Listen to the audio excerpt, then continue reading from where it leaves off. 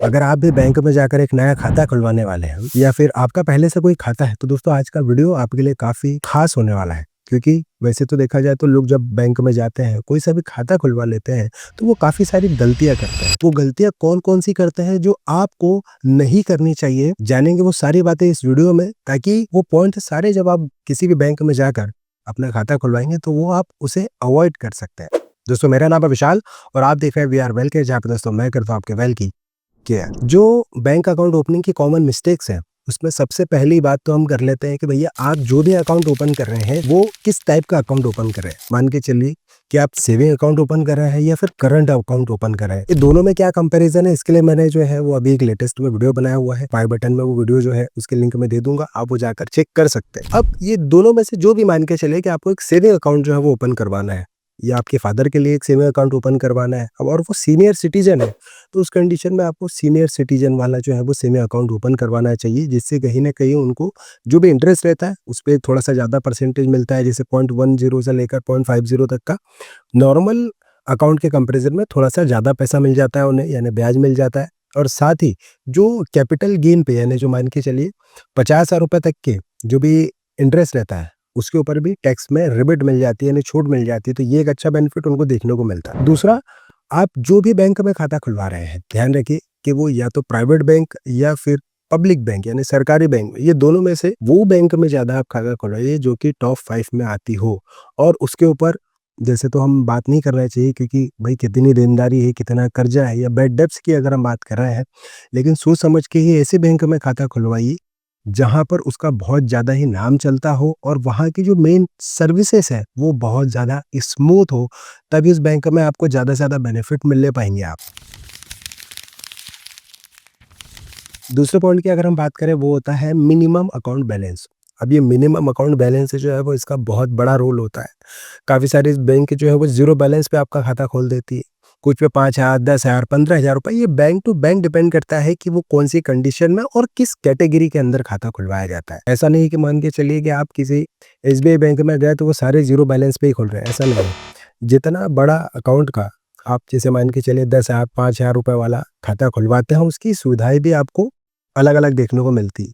जैसे मान के चलिए एक ज़ीरो बैलेंस वाला खाता खुलवाते हैं तो हो सकता है कि उसमें आपको कोई डेबिट कार्ड ना मिले। हो सकता है कि 5,000 या 10,000 रुपये वाला आप जो खाता खुलवा रहे हैं मिनिमम अकाउंट बैलेंस वाला, तो उसमें आपको थोड़ा-सा बेनिफिट ज़्यादा देखने को मिले। तो ये डिपेंड करता है कि मिनिमम अकाउंट बैलेंस का एक विशेष ध्यान रखें, क्योंकि जब भी आप खाता खुलवाते हैं, आप आँख बंद करके उस पे साइन कर देते हैं, लेकिन बाद में पता चलता है कि भैया इसका तो 15,000 या 20,000 रुपये मिनिमम अकाउंट बैलेंस आपको रखना मैंडेटरी, और पता चले कि हम तो भैया उसको मैनेज कर ही नहीं पा रहे हैं, जिससे कि हमको अननेसेसरी उसके चार्जेस देने पड़ जाते हैं। प्रैक्टिकली एक चीज़ मैं आपको बताता हूँ, जैसे कि मान के चलिए कि आपका एक एक्स बैंक में आपने खाता खुलवाया है और वहाँ पर 10,000 रुपये मिनिमम अकाउंट बैलेंस है। आप आज की सिचुएशन को देखते हुए 10,000 रुपये वाला आप खाता खुलवा लेते हैं, यानी कि उसमें 10,000 रुपये मेंटेन करना कंपलसरी है। किसी कारणवश आपने उसमें से पैसे निकाल लिए, तो फिर कहीं ना कहीं आपको वो चार्जेस जो वो पे करना पड़ते हैं। तो आपको इस बात का ध्यान रखिए, खाता वही खुलवाइए जिसमें या तो ऐसी कंडीशन ना हो, या फिर आप वैसा खाता खुलवाइए जिसे आप मिनिमम अकाउंट बैलेंस को मेंटेन कर पाए। इसके बाद हम बात करते हैं फ्री ऑफर्स और हिडन चार्जेस। अब ये बेसिकली देखा जाए तो इसे काफ़ी सारी जो बैंक है वो आपका अकाउंट ओपन करने में किसी तरीके का कोई चार्ज नहीं लेती है। उसमें उल्टा आपको ऑफर भी दिए जाते हैं, लेकिन इन ऑफर के पीछे भी काफ़ी सारी चीज़ें जो है वो चार्जेस के ऊपर जुड़े होते हैं, जैसे कि एसएमएस अलर्ट के चार्जेस या फिर मंथली या क्वार्टरली जो भी मेंटेनेंस चार्जेस के तौर पर आपसे लिए जाते हैं। एक छोटे से एसएमएस अलर्ट के चार्जेस के पूरी जानकारी नहीं होने के कारण भी आपका काफ़ी बड़ा नुकसान हो सकता है, जो कि अभी रिसेंट में मेरे एक परिचित है उनके साथ में हुआ है। हुआ यूँ था कि 10,000 रुपये का उनका जो बैलेंस था, मान के चलिए जो मिनिमम अकाउंट बैलेंस था, उन्होंने सोचा कि भाई 10,000 रुपये रख देते हैं और भूल जाते हैं, क्योंकि मिनिमम अकाउंट बैलेंस तो उन्होंने मेंटेन कर ही लिया है। लेकिन जो हर 3 महीने में या फिर हर महीने में अलग अलग बैंक टू बैंक डिपेंड करता है कि एसएमएस चार्जेस कब कटते हैं। अब उनका क्या हुआ कि वो एसएमएस चार्जेस कट गया। अब वो कटते तो 10-15 रुपए ही है महीने के, लेकिन इसमें एक नुकसान उनका ये हो गया कि वो 10,000 रुपये जो था उसमें से 15 रुपए है वो माइनस हो गए। वो 15 रुपए माइनस होने के चक्कर में जो 10,000 रुपये का जो मिनिमम एवरेज बैलेंस उनको मेंटेन करना चाहिए था वो नहीं हो पाया। उस कंडीशन में उनको चार्जेस एक्स्ट्रा देने पड़ गए, मतलब एसएमएस चार्जेस के अलावा जो मिनिमम एवरेज बैलेंस वाला है उसके चार्जेस उनको एक्स्ट्रा देने पड़ गए और सिर्फ ये हुआ एसएमएस चार्जेस की पूरी जानकारी ना होने कि भाई कितना अमाउंट कटेगा। अगर उनको पूरी जानकारी होती तो वो उसमें 100-200 रुपए एक्स्ट्रा रखते। साल के हिसाब से अगर वो कैलकुलेट करें तो एटलीस्ट उनको वो प्रॉब्लम नहीं होती जो हो सकता है कि आपको भविष्य में भुगतनी पड़े। तो हमेशा इस बात का ध्यान रखिए कि जो भी बैंक आपको अलग-अलग जो ऑफ़र दे रहे हैं, तो ऑफ़र से सबसे ज़्यादा ध्यान आपको उन चार्जेस के ऊपर देना है जो लगेंगे। जैसे कि नॉर्मली क्या होता है कि एटीएम से जो भी आप डेबिट कार्ड होता है या फिर आप मान के चलिए आपको जो पासबुक इश्यू होती है या फिर कोई चेक बुक इश्यू होती है या इसके अलावा अगर हम बात करें कि जो भी बैंक है, वो आपको पूरे महीने भर में कितने ट्रांज़ैक्शन यानी उनके खुद के एटीएम से कितने फ्री ट्रांज़ैक्शन दे रही है, दूसरे एटीएम से पैसे निकालने पर कितने ट्रांज़ैक्शन का मतलब जो अमाउंट लगता है वो कितना लग रहा है, तो इसका विशेष ध्यान जो है वो आपको रखना है। नहीं तो पता चले कि आप अच्छी चीज़ों यानी ऑफ़र ज़्यादा के चक्कर में आपको पेनल्टी यानी चार्जेस बहुत ज़्यादा देने पड़ रहे हैं। इस बात का आपको हमेशा ध्यान रखना है। अब जॉइंट अकाउंट और नॉमिनी ये दोनों अलग-अलग चीज़ें होती हैं। काफ़ी सारे लोग बोलते हैं कि भैया शादी हो चुकी है चलो जॉइंट अकाउंट खुलवा लेते हैं, लेकिन वहाँ पर नॉमिनी का नाम मिसिंग कर देते हैं। कोई सा भी अकाउंट आप ओपन कर रहे हैं उसमें नॉमिनी का नाम ज़रूर मेंशन कराइए, क्योंकि नॉमिनी का नाम अगर मेंशन नहीं होता है और सपोज़ अगर उस व्यक्ति की डेथ हो जाती है, तो फिर नॉमिनी ना होने पर भी काफ़ी सारी दिक्कतों का सामना करना पड़ जाता है क्योंकि भाई पूरी रिस्पॉन्सिबिलिटी या जो भी चीज़ है वो ट्रांसफ़र किस व्यक्ति के ऊपर होगी। तो नॉमिनी की डिटेल्स भरना बहुत ही ज़्यादा ज़रूरी है। इंटरनेट और मोबाइल बैंकिंग की चीज़ों को इग्नोर करना, ये भी एक बहुत बड़ा मिस्टेक रहता है अगर आप कोई सा भी बैंक में अपना अकाउंट ओपन कर रहे हैं। मान के चलिए कि अगर आपने बैंक अकाउंट ओपन कर लिया है, तो उसमें जो भी टिक करने का या फिर जो अलग-अलग ऑप्शन आते हैं, जहाँ पर आप नेट बैंकिंग वाली फैसिलिटी का बेनिफिट नहीं लेते हैं या एक्टिवेट नहीं करते हैं, बहुत छोटी-छोटी सी चीज़ों के लिए आपको ब्रांच के चक्कर लगाने पड़ सकते हैं।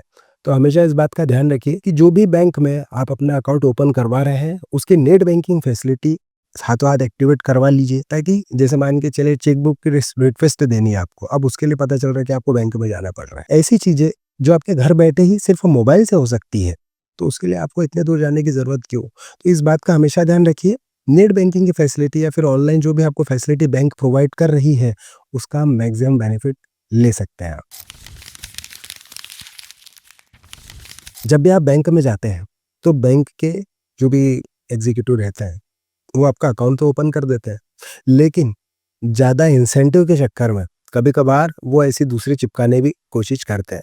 अभी चिपकाना वर्ड मैं इसलिए यूज़ कर रहा हूँ, जैसे मान के चलिए कि आपको क्रेडिट कार्ड यूज़ ही नहीं करते आता है, लेकिन फिर भी क्रेडिट कार्ड के लिए फॉर्म भरवा के आपने साइन भी कर दिया और क्रेडिट कार्ड भी आ गया। या फिर कभी लाइफ इंश्योरेंस जैसी चीज़ें जो है वो आपको दे दी गई है।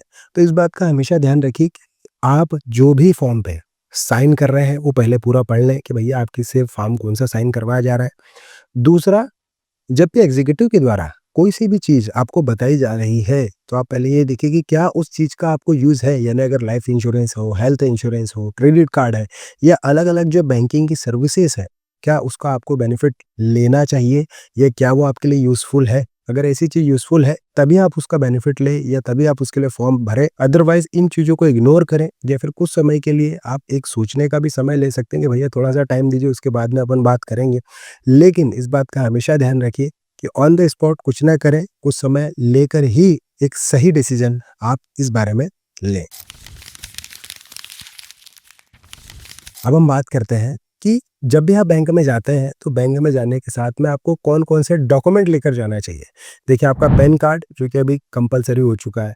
आधार कार्ड या फिर हम बोल सकते हैं कि एक आईडी प्रूफ, एक एड्रेस प्रूफ आपका होना ही चाहिए जब भी आप जा रहे हैं। एक पासपोर्ट साइज़ की फ़ोटो, वो कंपल्सरी डिपेंड करता है कि भाई कितने फॉर्म होंगे, उनके फॉर्म के फॉर्मेट के हिसाब से भी रहता है। किसी में 1 फ़ोटोग्राफ जो है वो रिक्वायर्ड रहती है, किसी में 2 रहती है, वो डिपेंड करता है। जो भी है 2-3 आप चाहे तो पासपोर्ट साइज़ की फ़ोटो ज़रूर रखिए अपने पास में, ताकि जब भी आप किसी बैंक में जा रहे हैं, तो आपको डॉक्यूमेंट से रिलेटेड वहाँ पर कोई भी दिक्कत ना हो और आपके पास में ID proof, address proof, pan card, ये सभी की जो है वो कॉपी होना चाहिए, ताकि आप जब वहाँ जा रहे हो तो आपको इस तरीके की कोई सी भी प्रॉब्लम ना हो। दोस्तों, ये थी वो कॉमन मिस्टेक्स जो आप बैंक अकाउंट ओपन करते समय कुछ गलतियाँ कर देते हैं या फिर उसे पता होने के बाद भी इग्नोर कर देते हैं, जिससे कि आपकी कहीं न कहीं बैंकिंग लाइफ स्मूथली नहीं रहती और कहीं न कहीं बैंक से रिलेटेड कोई भी सर्विसेज़ में चार्जेज़ भी जो है वो आपको एक्स्ट्रा लग जाते हैं।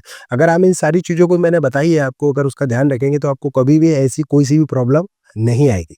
दोस्तों, ये रही पूरी डिटेल्स। अगर आपको ये वीडियो काफ़ी पसंद आया तो प्लीज़ लाइक, शेयर, सब्सक्राइब करके अपना प्यार देना ना भूलिएगा। दोस्तों आज के वीडियो में इतना ही, मिलते हैं किसी अन्य वेल सेट वीडियो में, तब तक के लिए आप अपने और अपने परिवार का ध्यान रखिए। तब तक के लिए जय हिंद, वंदे मातरम।